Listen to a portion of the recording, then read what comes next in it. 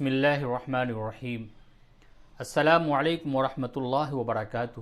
محترم ناظرین، رزق حلال کی اہمیت اسلام میں کیا ہے اور رزق حلال کمانے کی فضیلت اسلام میں کیا ہے؟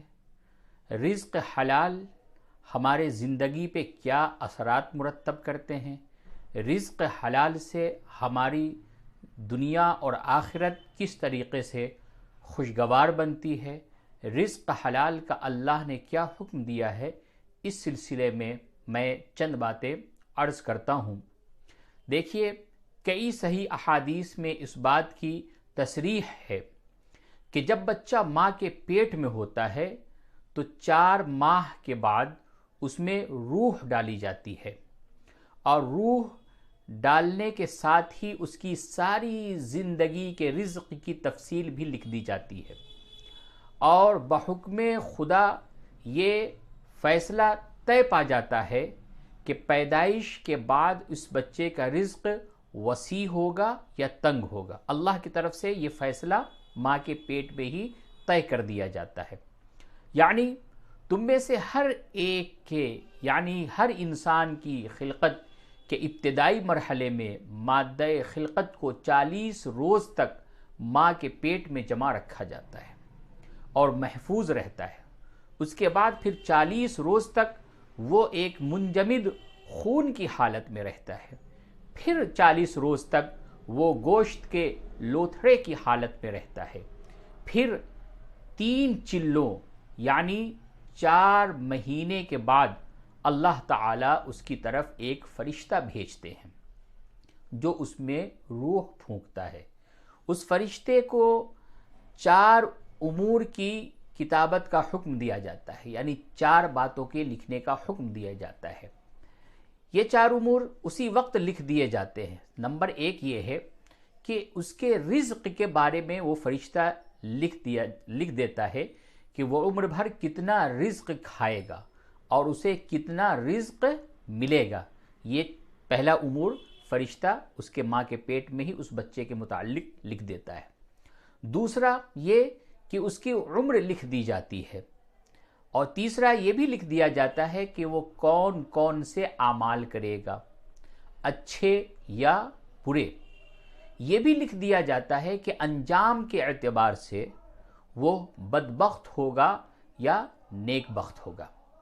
یہ حدیث میں آئی ہے یہ بات۔ اس کے بعد اس حدیث سے کیا ثابت ہوا؟ اس حدیث سے یہ ثابت ہوا کہ 4 ماہ کے اختتام پر رحم مادر کے اندر بچے میں روح ڈالی جاتی ہے، اور اس کے ساتھ ساتھ اس کی زندگی اور خاتمے سے متعلق 4 امور کے فیصلے ہو جاتے ہیں۔ ان 4 امور میں سے پہلا امر رزق کا فیصلہ ہے، یعنی یہ لکھ دیا جاتا ہے کہ اس کا رزق وسیع ہوگا یا تنگ، اور یہ کہ بطور رزق اسے کیا ملے گا۔ دوسرا امر یہ کہ اس کی عمر، یعنی یہ فیصلہ لکھ دیا جاتا ہے کہ اس کی عمر طویل ہوگی یا کم ہوگی۔ تیسرا امر یہ لکھا جاتا ہے کہ اس کی زندگی کے اعمال، کہ وہ اپنی زندگی میں کیا عمل کرے گا اور اسے کیا کیا واقعات اور حادثات درپیش ہوں گے، اور یہ کہ وہ اچھے اعمال کرے گا یا برے اعمال اپنائے گا۔ اب یہ ہے کہ حرام سے بچنے کی نیت سے طلب مال و کسب رزق طیب کی فضیلت میں حضرت ابو ہریرہ رضی اللہ تعالی عنہ ارشاد فرماتے ہیں، اور یہ حدیث مرفوع حدیث کی روایت ہے کہ حضرت ابو ہریرہ رضی اللہ تعالی عنہ نبی صلی اللہ علیہ وسلم کا یہ ارشاد نقل فرماتے ہیں کہ جس شخص نے حلال طریقے سے رزق حاصل کیا، کیوں؟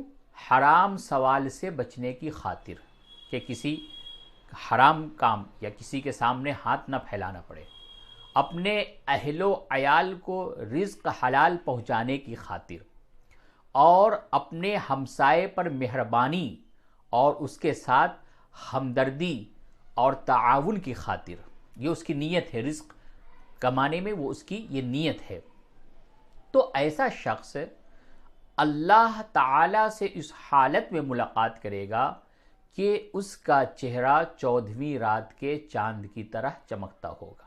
سبحان اللہ. یہ حضرت ابو ہریرہ رضی اللہ تعالی عنہ کی حدیث ہے. اور اس کے برعکس جس شخص نے حلال مال کمایا، حلال مال کما رہا ہے لیکن نیت کیا ہے؟ دولت بڑھانے کے خاطر. حلال مال کمایا دولت بڑھانے کے خاطر، اپنے آپ میں فخر کا اظہار کرنے اور دکھاوے کی غرض سے، تو ایسا شخص اللہ تعالیٰ سے اس حال میں ملاقات کرے گا کہ اللہ تعالیٰ اس پر سخت ناراض اور غضبناک ہوں گے. دیکھیے دونوں نے، اس حدیث میں آیا کہ دو شخص، پہلا شخص وہ بھی رزق حلال کما رہا ہے، دوسرا شخص وہ بھی رزق حلال کما رہا ہے، لیکن دونوں کی نیت میں فرق ہے. پہلے شخص نے رزق حلال اس لیے کمایا کہ دوسروں کے سامنے ہاتھ نہ پھیلانا پڑے، اپنے اہل و عیال کا خرچ اور ان کو حلال رزق ہم کھلا سکیں، اپنے ہمسائے، اپنے پڑوسی، اپنے رشتہ داروں کے ساتھ ہم ہمدردی کر سکیں. تو کہا اللہ تبارک و تعالی قیامت کے دن اس کے چہرے کو 14ویں رات کے چاند کی طرح روشن کر دے گا. اور دوسرا شخص ہے وہ بھی رزق حلال کما رہا ہے لیکن نیت کیا ہے؟ نیت یہ ہے فخر کے لیے، غرور کے لیے، مال و دولت کو اکٹھا اور جمع کرنے کے لیے. تو کہہ رہے ایسا شخص اللہ سے اس حالت میں ملے گا کہ اللہ تبارک و تعالیٰ اس سے ناراض ہوگا، اس پر غضبناک ہوگا. اب یہ ہے کہ اس حدیث سے ہمیں یہ بات ثابت ہو گئی، یہ بات معلوم ہو گئی کہ حلال مال کسب میں شرعاً کوئی حرج نہیں، بلکہ یہ موجب اجر و ثواب ہے بشرطے کہ نیت اچھی ہو. مثلا اس کی یہ نیت ہو کہ اپنی محنت سے کمائے ہوئے مال کے ذریعے وہ خود بھی اور اس کے اہل و عیال بھی حرام سوال سے بچے رہیں گے، اور اس مال کے ذریعے وہ کسی مسلمان ہمسائے وغیرہ کی مدد بھی کر سکے گا. اور دوسرے شخص کے بارے میں آپ نے سنا، تو اس حدیث سے یہ بھی بات واضح ہو رہی ہے کہ بری نیت سے، یعنی فخر و ریا، محض بے فائدہ دولت بڑھانے کی نیت سے حلال مال کا کسب بھی موجب غضب خدا ہے. اس سے آپ اندازہ لگا سکتے ہیں کہ پھر حرام مال حاصل کرنا یہ کتنا خطرناک ہوگا. جب حلال مال کو اگر فخر کے لیے، جمع کرنے کے لیے، دکھاوے کے لیے، ریاکاری کے لیے انسان کما رہا ہے، اس میں اللہ غضبناک ہوگا، تو جو شخص حرام مال کما رہا ہے اس سے اللہ کتنا غضبناک ہوگا، اس سے اللہ تبارک و تعالیٰ کتنا ناراض ہوگا.